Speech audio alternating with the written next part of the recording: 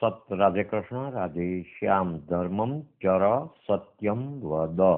પુસ્તકનું નામ છે પરમ ભાગવત મહેતા નરસિંહનું સાચું દર્શન, સંત રાધેશ્યામજી કૃત. પ્રકરણ 10. મહેતાજીની વૈષ્ણવતા. મહેતાજી સમાજ સુધારક ન હતા. સમાજ સુધારણા એ મહેતાજીનું કાર્ય ન હતું, ઈશ્વરની પ્રાપ્તિ એ જ તેનું કાર્ય હતું. તેણે તો અખિલ બ્રહ્માંડમાં સર્વભૂતોની આત્મા રૂપે એકતા સિદ્ધ કરવાની હતી, દેહની એકતા કરવાની ન હતી. આવી તેની વૈષ્ણવતા અધૂરી ન હતી કે જેથી તેને પૂરી કરવાપણું રહે. દેહ તો મિથ્યા માયા છે. મહેતાજીની પ્રેમાશક્તિ ને લગન જેટલી લગન ને આસક્તિ દેહ પ્રપંચરૂપી માયાથી પર શ્રી હરિ સ્વરૂપમાં થાય ને દેહને આધારે થયેલા અવિદ્યાના સર્વ માયિક નાતા ને વિષયોથી છૂટા થવાય ત્યારે જ મહેતાજી જેવી વૈષ્ણવતા આવે. હાલના મોટા બુદ્ધિશાળી પંડિતો, લેખકો, નેતાઓ વગેરે મહેતાજીના વૈષ્ણવજન તો તેને કહીએ જે પીડ પરાઈ જાણે રે એ પદને માત્ર વાણીથી ગાઈ વૈષ્ણવતા, અહિંસા ને ભૂત દયાની મોટી મોટી વાતો કરે, વખાણે, પણ તેને આચરણમાં ન જાણે. જેને કૃપાથી સર્વ વાસુદેવમય પ્રભુનો પ્રેમ પ્રાપ્ત થાય એટલે ભક્તિ પ્રાપ્ત થાય તે જ વગર કહીએ બીજા જીવની પીડા જાણી શકે. વિષયી માયાવી જીવો મોટા મોટા સૂત્રો બોલે, પણ તેને પાળવા જતા એકનું સુધારે તો બીજાનું બગાડે. કોઈનું ખરું કલ્યાણ કેમ થાય તે ચિત્ત શુદ્ધ થયા વગર સૂઝમાં ન આવે. ખરી પીડા પણ ન જાણી શકે, તેથી જેની પીડા જાણવા જાય તેનો પણ આલોક ને પરલોક બંને બગાડે. સંસારી જાડી બુદ્ધિથી દયા, ઉદારતા, પરોપકાર વગેરે ખોટા થાય. ગીતાના 6 અધ્યાય શ્લોક 32માં બતાવેલ બ્રહ્મભાવની સ્થિતિથી પણ આ પ્રેમ ભાવની સ્થિતિ આમ આગળ વધે છે, કેમ કે એકલું પોતાનું ન સાધતા આમાં બીજા આત્માની પીડા જાણવી પડે છે. ધર્મહીન આઝાદીના નેતાઓએ હિન્દની ભોળી પ્રજાને ધર્મને નામે ફસાવી રાજદ્વારી અર્થ સારવા મુત્સદી પેચથી મહેતાજીના ઉપરના પદોનો ને રામ નામનો સહારો લીધો, પણ આચરણમાં તો તદ્દન ઉલટું જ હોવાથી કાયદા દ્વારા વર્ણાશ્રમ ધર્મનો નાશ કર્યો. તેથી પ્રજાના કલ્યાણને બદલે અત્યારે દુર્દશા થઈ રહી છે. ખરી સૂઝ વગર કદી કલ્યાણ થાય? હાલ વૈશ્ય વૃત્તિનું બળ છે. અર્થ કામ પ્રાપ્તિનો પુરુષાર્થ વૈશ્ય વૃત્તિને પ્રિય હોય છે, જેનું ધ્યેય આ લોકમાં યશ, કીર્તિ, ધન, વૈભવાદી પ્રાપ્ત કરવા તેમજ રાજ પ્રાપ્તિ કે અમુક પાર્ટીનું સત્તાબળ આદિ મેળવવાનું હોય છે. આ પ્રવૃત્તિ લૌકિક છે, તે કાંઈ પ્રભુ ભક્તિ નથી અને તે મનખા દેહનો હેતુ પણ નથી. જેને સર્વ વાસુદેવમય હોય તેને અમુક દેશ, પક્ષ કે જાતિનો પક્ષ હોઈ જ ન શકે. માટે હાલની ગવાતી વૈષ્ણવતા તો મુત્સદી પેચ રૂપ જ છે. સર્વ પ્રભુ પર છોડી ભગવદાશ્રયે સર્વ પ્રભુ રૂપ માની જીવવું એ જ વૈષ્ણવતા છે. ચાણક્યે ચોટલી બાંધી નવનંદનો નાશ કર્યો, તેથી કાંઈ પ્રભુ ભક્તિ કે વૈષ્ણવતા ન થઈ. લૌકિક, સામાજિક કે રાજકીય પ્રવૃત્તિ કરનાર ભલે શૂરવીર ને સદાચારી હોય, છતાં તે માયાના પ્રદેશમાં એટલે મારું તારું ભેદભાવમાં હોય તેની સરખામણી શ્રી હરિ સચ્ચિદાનંદ માયાતીતના ભક્તની સાથે ન થઈ શકે.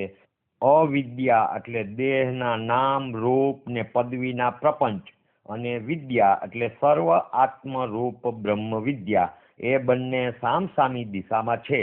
ઉપનિષદ કહે છે, દૂર મે તે વિપરીતે વિસુચિ અવિદ્યા યા ચ વિદ્યતિ જ્ઞાતા.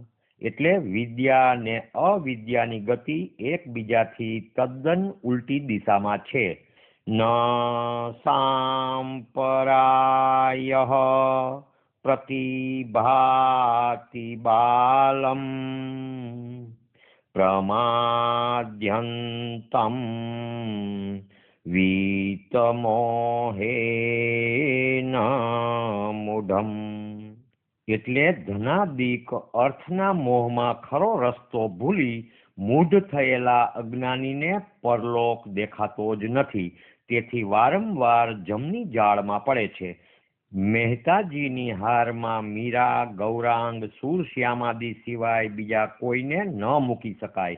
અવિદ્યાની સૃષ્ટિમાં મોટો માણસ હોય એટલે ગ્રેટ મેન હોય તે બ્રહ્મ વિદ્યામાં બાળક જ કહેવાય. તે પ્રભુ ભક્ત ન હોય. પ્રભુ પ્રાપ્તિમાં તો કુળ, જાત, લૌકિક ધર્મ કે દેશની મમતા રૂપ માયાના પાસો મૂકવા પડે છે. પ્રેમ ભક્તિમાં જગત મિથ્યા રૂપ થઈ જાય છે ને લૌકિક પ્રાપ્તિ કેવળ મોહ કે અંધારું ભાસે છે. પણ તેમાં રાચતી અને ટૂંકા સ્વાર્થને ભજતી દુનિયા તેમાં અગ્રગણ્યને મહાનમાં મહાન મહાત્મા કરી મૂકે છે.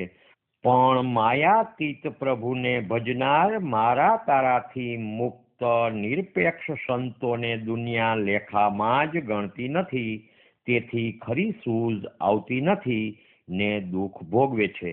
જગત મોહમુગ્ધ હોવાથી તેનું જ્ઞાન મિથ્યા છે. આમ જેમ રાજનેતા તેમજ કણ માટે કથા કરનારા ને વિષય લુબ્ધ પંડિતોનું પણ સમજવું. મિથ્યા મારા તારામાં ને મોટાઈમાં મશગુલ જીવ તેને વળી સર્વ પ્રભુનું ને સર્વે પ્રભુના આ જ્ઞાન કરણીમાં આવે ખરું.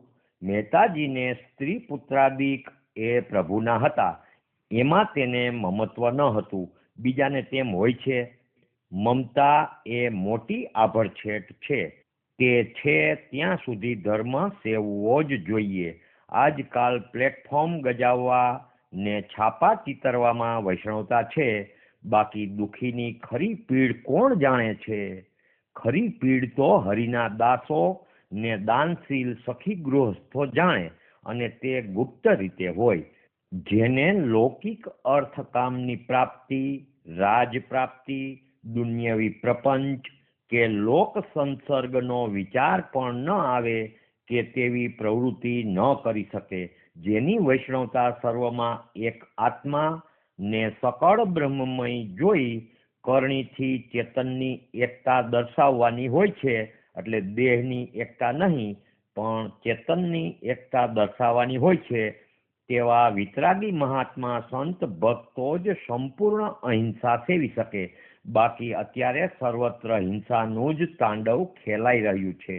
મહેતાજી ભગવત પ્રેમની મૂર્તિ સ્વરૂપ હતા. જેથી તેના અંતરમાં વિશ્વ પ્રેમ જળકી રહેલ. સર્વભૂત પ્રાણી પ્રતિ દયા, સર્વના કલ્યાણની ભાવના, સંતો તરફ ઉત્કટ ભક્તિ, શ્રી કૃષ્ણ સ્વરૂપ પ્રતિ અનન્ય પ્રેમ, રાસ રંગમાં મસ્ત એવા લીલા સ્વરૂપ, જેનું ભજન કરવાથી શ્રી કૃષ્ણ સ્વરૂપમાં દ્રઢ અનન્ય પ્રેમ થાય. આમ ભગવદ રૂપ સૃષ્ટિ જોતા જોતા મારું તારું મેલી જેના જેના સંગમાં આપણે આવીએ તેના પ્રત્યે ભગવદ ભાવ રાખીએ અથવા પ્રેમમય વર્તાવ રાખીએ તો જ પ્રેમ સ્વરૂપ મહેતાજી પ્રસન્ન થાય. જુઓ ભાગવત 11 સ્કંદ અધ્યાય 2 શ્લોક 52. દેહે મારો પરાયો ના, મારું તારું ધને નહીં, સર્વભૂતે સમો શાંત, વૈષ્ણવ શ્રેષ્ઠ તે નકી. આગળ છે મહેતાજી સંપ્રદાયવાદી વૈષ્ણવ ન હતા. કેટલાક એમ માને છે કે મહેતાજી સંપ્રદાયની અસરથી વૈષ્ણવ થયા હતા. પરંતુ શુદ્ધાદ્વૈત વૈષ્ણવ સંપ્રદાયના પ્રવર્તક શ્રી વલ્ભાચાર્યનો જન્મ જ મહેતાજી પછી થયો છે ને મહેતાજીની વૈષ્ણવતા કયા પ્રકારની તે તો સંપ્રદાયવાળા પણ નથી જાણતા. સંપ્રદાય તો પ્રાકૃત બુદ્ધિવાળા જીવોને શરૂમાં શીખવવા માટે નિયમ ધોરણવાળી પદ્ધતિ છે. મહેતાજી તો ખરેખર અર્થમાં પરમ વૈષ્ણવ હતા અને તેની ભક્તિ પ્રભુ કૃપાથી હૃદયમાં સ્ફુરેલી સ્વયંભૂ ને સહજ હતી. અનન્ય વૈષ્ણવ કોને કહેવાય? જેની સર્વ ક્રિયા બ્રહ્મભાવ રૂપ હોય, જે અણુ અણુમાં ને સર્વભૂત પ્રાણીમાં પ્રભુને જોતા હોય, રાગ દ્વેષને દળી સર્વ સાથે જેનો વ્યવહાર આત્મા રૂપે હોય અને સર્વમાં પ્રભુ કે પોતાનો જ આત્મા માની મારું તારું મેલી એકાત્મ ભાવે હરિભજતા હોય, તે અનન્ય વૈષ્ણવ કહેવાય. જુઓ ભાગવત એકાદશ સ્કંધ અધ્યાય 2 શ્લોક 39 થી 55, અધ્યાય 3 શ્લોક 21 થી 33 અને અધ્યાય 14 શ્લોક 12 થી 30. આમાં તન મન ધન સર્વ ન્યોછાવર કરી હરિશરણ થવું પડે. આથી તે એક પ્રકારનો ઊંચો સંન્યાસ છે. સમર્પણ તે જ પરમ સંન્યાસ ને સંન્યાસથી પર દશા તે પરમહંસ. તે અને પ્રેમ લક્ષણાનો ભક્ત યોગી એ બંને સમાન ગણાય. આ દ્રષ્ટિએ શંકર, મહેતાજી, સુખદેવજી, નારદજી, નવયોગેશ્વર, ઉદ્ધવજી, મૈત્રેય આદિ ખરા વૈષ્ણવ છે. મહેતાજીના ઘરમાં કાંઈ ન રહેતું, કોઈ પણ ખરા ભક્તના ઘરમાં કાંઈ નથી રહેતું, કારણ સર્વ જગત એ પ્રભુનું એટલે પોતાનું ને સર્વ જીવો પણ પોતાના એટલે કોને ભૂલી પોતે મોજ કરે? બીજા આત્મા પાસે ન હોય તે પોતે કેમ સંઘરી શકે? આ દ્રષ્ટિએ હાલના કહેવાતા બધા સંપ્રદાયવાદી વૈષ્ણવ માર્ગીની સમજ ખરી નથી. પ્રથમ શીખવવા માટે બાંધેલી બહારની પ્રણાલિકાઓ ને જળ આચારને જ ફક્ત વળગી રહેવું, તેમાં જ વૈષ્ણવતા આવી જતી નથી. મૂર્તિ પૂજી, નાહવું ધોવું કે નવેણ પાળવી તે તો માત્ર શરૂઆતની સામાન્ય વાત છે. તેમાં પણ કંઈક વિવેક રાખવો જોઈએ. જે ફક્ત મૂર્તિ કે ગોખલામાં જ પ્રભુ જુએ છે અને બીજા ભૂત પ્રાણી ને ખુદ સંતો કે હરિદાસોની પણ અવજ્ઞા કે ઉપેક્ષા કરે, તેને ભાગવતમાં કનિષ્ઠ શિખાઉ ભક્ત કહ્યો છે. આ તો જળ કર્મઠની સ્થિતિ થઈ. વિષય તજવા નહીં, ધન મૂકવું નહીં, માયાનો સંગ તજવો નહીં, ને જેવા ગુરુ ગૃહસ્થી તેમ સેવક પણ બધા તેવા જ. જેને જનોય ન હોય તેવા વ્રાત્ય વૈશ્યો ને શૂદ્રોને વૈદિક કર્મ કરવા અધિકાર થવા જનોય અવજી કંઠીનું વિધાન ગુરુજનોએ દાખલ કર્યું છે. બ્રાહ્મણોને જનોય ને જન્મથી બ્રહ્મ સંબંધ છે જ, છતાં ખોટા લોભે અમુક બ્રાહ્મણો પણ ભળે છે. આમ ખરી શાસ્ત્રોક્ત વૈષ્ણવતા મારી ગઈ છે ને બનાવટી વૈષ્ણવતા વૈષ્ણવતામાં ગવાય છે. વિશ્વંભર પરમાત્મા બધું પૂરું કરે છે એવો વિશ્વાસ નહીં.